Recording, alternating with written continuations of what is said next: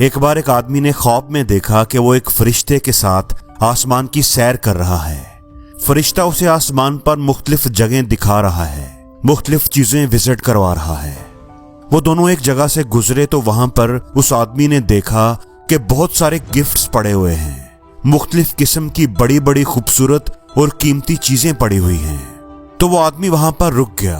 उसने फरिश्ते से पूछा कि ये सब चीजें किसकी हैं और यहाँ पर क्यों रखी हुई हैं।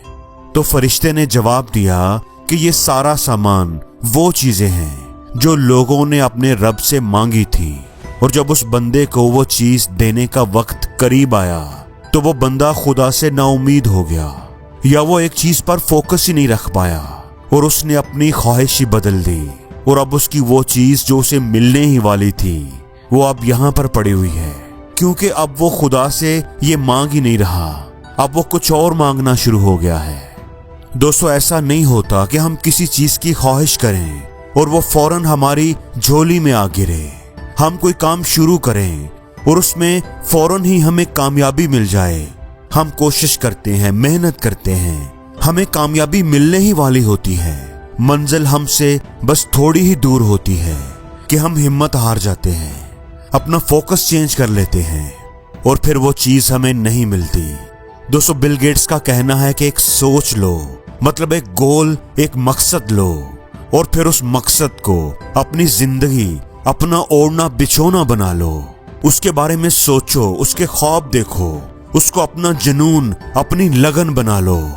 अपनी सोच को, अपने दिमाग को, अपने दिल को, अपने जिस्म के हर हिस्से को उस मकसद के अंदर डूब जाने दो, और बाकी सभी सोचों को, सभी गोल्स को किनारे पर रख दो।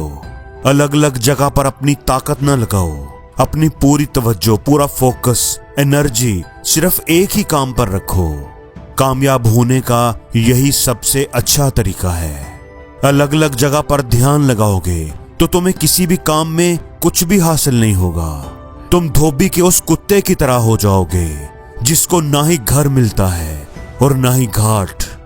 दोस्तों, कामयाब लोग जिंदगी में बहुत कुछ हासिल करते हैं, बहुत सारे गोल्स को अचीव करते हैं, लेकिन वो एक वक्त में एक ही गोल पर फोकस करके ये सब हासिल करते हैं। उनके अंदर मुस्तकिल मजाजी होती है, कंसिस्टेंसी होती है। वो इस आदमी की तरह नहीं होते जो पानी की तलाश में एक जगह पर गड्ढा खोदता है। थोड़ा खोदने के बाद वो सोचने लगता है कि शायद यहाँ पर मुझे पानी नहीं मिलेगा। मैं वो दरख्त के नीचे वाली जगह पर खोदता हूँ। वहां पर भी थोड़ा खोदने के बाद वो छोड़ देता है और कहीं और खोदने लग जाता है। अपने इस रवैये, इस एटीट्यूड की वजह से शाम होने तक वो कई गड्ढे खोद चुका होता है और उसे कहीं पर भी पानी नहीं मिलता। अगर वो एक ही गड्ढे पर फोकस करता, सोच समझ कर एक जगह तलाश करता और फिर पूरी मेहनत, पूरे फोकस के साथ वहां पर ही खोदता, तो शायद उसे पानी जरूर मिल जाता। दोस्तों, वॉरेन बफेट का कहना है कि मुझे हमेशा से ही ये यकीन था कि मैं अमीर बनने जा रहा हूँ।